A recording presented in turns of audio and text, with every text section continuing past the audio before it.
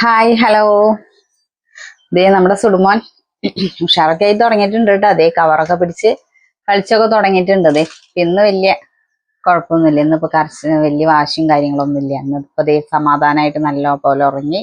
ഉറക്കമൊക്കെ കഴിഞ്ഞ് എണീറ്റ് സിർലാക്കായാലും കഴിച്ചു. ദേ ഇപ്പൊ കളിച്ച് സമാധാനമായിട്ട് കിടക്കണം കേട്ടോ. കവറ് വേറെ ഒന്നും ഉണ്ടായിരുന്നില്ല.